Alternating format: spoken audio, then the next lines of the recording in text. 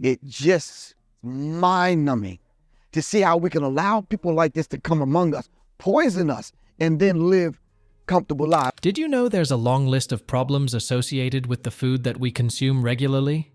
It is well known to everyone that a nutritious diet promotes a healthy life. However, choosing from stacks of food on the shelves of your local grocery store is not effortless, particularly when all of them are marketed as healthy, but in reality, they are not. If the herbs are for healing, when did it change from the herbs to a carcinogenic chemical? So, today's video is about processed food and the giant of this industry, Cargill. How did it manage to stay on top of the agricultural food chain for over a century? And most importantly, how harmful is it to consume processed food? Let's study the industry with warnings from Dr. Sebi. Took me away from meat. It took me away from all of the things that we think are good. They're not. The Cargill company has been around so long that it has witnessed the purchase of Alaska from Russia. Cargill is, without any doubt, the leader in the agro-food world. Being a conglomerate in America, it has revenue that is larger than that of its third, fourth, and fifth competitors in the list. They bring in more money than the third, fourth, and fifth largest companies combined. Cargill not only managed to stay on top, but also has been customers' favorite. All has been accomplished by its vast network of smaller companies and franchises around the globe. You might not see the Cargill logo on the products, but be assured that it produces everything you eat. Cargill's all-burger brand salts, plant proteins, Asphalt rejuvenators, Super Chicken đã được áp dụng trên một số khách hàng. Partially hydrogenated products. A very, very special treat. The company generates revenue from the consumers as it controls what and how you eat, which means that you only get the quality and quantity of food that it makes available. History of Cargill. William Wallace Cargill founded the company in 1865 by purchasing a single warehouse in Conover, Iowa. Cargill began in 1865, right as the Civil War ended, with the purchase of a single grain storage warehouse. As the then new railroad expanded along the American West, with the arrival of the Great Plains as America's breadbasket, he saw the opportunity for profit by being the middleman between consumers and farmers and expanding along the railroads between Minnesota and Wisconsin. With the growth of the company, it became the only available choice for the farmers to sell the grain at the major railroad stations. This monopoly limited the farmers to accept the price that Cargill was offering to them. These prices were often fixed in earlier deals. These questionable strategies and tactics helped the company to increase its size, scale of operations, and its reach. By the end of the 19th century, the company had operations in coal, flour, feed, lumber, and seeds.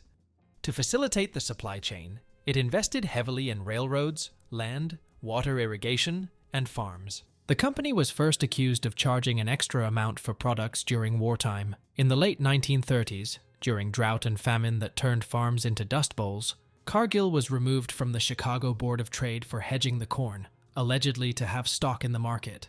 Despite all the legal issues, the company grew steadily. This was achieved by profitable contracts given to Cargill during the Second World War. At that time, Cargill's U.S. grain export increased by 400%, and annual sales increased to $2 billion between 1955 and 1965. With the growth in assets and capital, the company started the movement of expansion that would come to be defined later. By the end of the 20th century, Cargill was a major player in the global product market. However, its move into food processing transformed the American farming system in that century, and ultimately, the change spread globally. As stated by Eric Millstone, professor of science policy at the University of Sussex, over the last 5 decades, agriculture has been dominated by a few major crops such as maize, wheat, and soya. The extent to which Cargill drove it is difficult to ascertain since so much of their trading was opaque, he said. But they have made good business out of it. They played a dominant role in narrowing and homogenizing plants around the world. The industry was about to shift towards cheap products on a vast scale at very high volumes. This shift has spread globally since the 1980s, pushing out the family farming system around the globe and bringing in large companies such as Cargill. The problem. Fast forward to the 21st century, Cargill still stands above all in the industry, as it has operations for every aspect of the food industry. But here comes the crazy part. While our taste buds enjoy the flavors of the processed food, our bodies silently suffer the consequences. The harsh reality lies behind the added ingredients and chemicals added to our food to boost the taste, texture, and extended shelf life of the products. Ultra-processed foods are typically high in salt, sugar, oils, and fats, and contain dyes, flavors, and other additives. So, as we enjoy the food and its taste, these prove to be red flags for our bodies with what has been added to it in the form of flavor. Without any doubt, it is wild to imagine the processes our food goes through before it reaches our plates. There is a complete chemical journey behind it, from seeds to fertilizer packaging. The addition of preservatives, thickeners, flavoring, colorings, and antioxidants to food makes it like a complete makeover of the ingredients before we even get to bite it. So what you're really getting are chemicals, additives. Think things like preservatives, sweeteners, coloring, flavoring, trans fats, emulsifiers. What's more alarming is that all these chemicals make you addicted to ultra-processed foods. Cargill and all other similar producers make sure that this food is available in the stores by pretending to make our lives easier, but in reality, posing risks to the health of the consumers. After this, it's not a surprise that Dr. Eric Lean said in an interview that modern food is weaponized. It's like the food that we eat is fighting against us.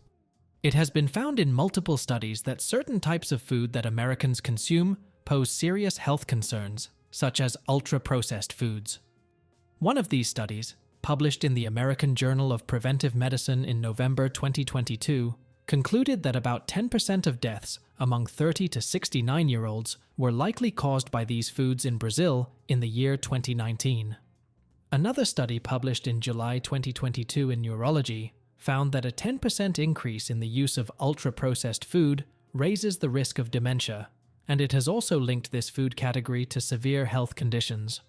Opposite to minimally processed food or unprocessed food such as eggs, which are being delivered to you from the farm to your kitchen looking the same, ultra-processed foods go through radical changes by the producers. It's unlikely that it would result in a surplus of calories and lead to weight gain. According to Dr. Sebi's nutritional guidelines, there are key rules one must follow when adopting a strict diet. You must only eat foods listed on a nutritional guide. They have been likely heated, pressed, and enhanced by the additives to make their shelf life longer, taste better, and appear more attractive before they hit the grocery shelf at your home.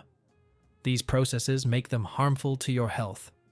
Various studies in America and Europe have linked the use of ultra-processed foods with multiple health risks, including type 2 diabetes, high blood pressure, obesity, and even dementia, as stated earlier.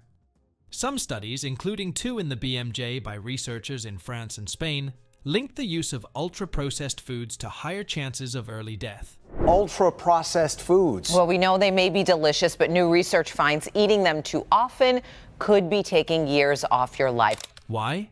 Because ultra-processed foods are considered to be junk food, which is high in sugar and calories but low in fiber, says Zhang. A lack of fiber, high fat, is particularly animal fats, a lot of processed chemicals in those foods as well. However, as this category of foods is defined by their ingredients, not by the nutrition they contain, therefore this category can also include food that is rich in fiber and has beneficial nutrients. A prime example could be bread. Scientists also believe that there are multiple issues with the processing of processed food itself, and not just their nutrition content, which is usually known to make them unhealthy. If the alkalinity is being obtained through a process of osmosis, no good. It would injure you. Because the alkalinity addictive. You want nature to do it. A study conducted in 2019 supports this claim. In this study, researchers divided 20 people into 2 groups and controlled what they ate for 2 weeks. Each group was fed meals having the same quantities of all the nutrients such as calories, sugar, fiber, and fats. But the difference was that one group was given ultra-processed food and the other was given unprocessed food. The study concluded that the people who ate unprocessed food lost weight, while the other group with ultra-processed food gained weight. Another cause of concern is that societies are no longer connected with natural food sources because of the continuous shift towards city life, which makes access to nutritious pure food more challenging. The famous old saying, "You are what you eat," is not about turning into ice cream overnight, but it is about what you eat has a direct impact on your health and well-being. The potential health issues that the consistent use of processed food brings are no joke. Even these can cause cancer to the consumers. Studies also show that diseases such as obesity, diabetes, and heart issues kill about 41 million people in a single year. This is a passive 74% of worldwide deaths. The 2009 case. A 2009 Pulitzer Prize-winning investigation found a pattern of carelessness on the part of Cargill that led to the disastrous E. coli O-157 outbreak. This particular bacteria is only found in animal feces. The Times investigation also found that hamburger patties processed by Cargill and polluted by E. coli have been sold at Sam's Club labeled American Chef's Selection Angus Beef Patties. According to the Times, the ingredients of these hamburgers, which have been solely labeled as beef, were made from a mix of slaughterhouse remains and a mash-like product, which is primarily obtained from the scraps that were mixed together in the Wisconsin plant of the Cargill. Besides this plant, these ingredients were also brought from slaughterhouses in Nebraska, Texas, Uruguay, and a South Dakota company that processes fat trimmings and then uses ammonia to treat the fats and to kill the bacteria. Cargill managed to reduce 25% of the cost by using a mix of these ingredients rather than whole cuts of meat. But these low-grade mixed ingredients were taken from areas of the animals that are more likely to have had contact with the feces, which is the only source and habitat of E. coli. This study also found that weeks before this outbreak, federal inspectors had found the company violating its in-house safety procedures for the ground handling of beef on multiple occasions. After the farm products, it's time to discuss the grain storage procedure and facility at Cargill.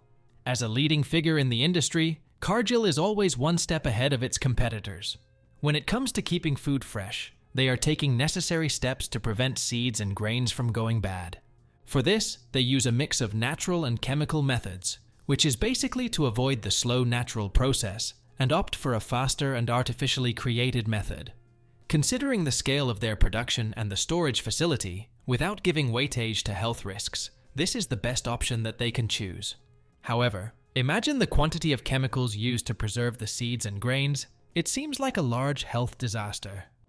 Dr. Sebi was not exaggerating when he said, You see, rice and beans and flour and cheese and meat and the starch that you eat, they all came from right here, from a laboratory. All our food comes from the laboratory. Even the dynamic range of meat that we have, such as simple meat, bacon, hot dogs, sausages, and the famous boxed beef from Cargill, is all in the ultra-processed food category. These everyday used meat forms are packed with chemicals like nitrate and sodium phosphate to keep them looking fresh, juicy, and meaty, and to extend their shelf life.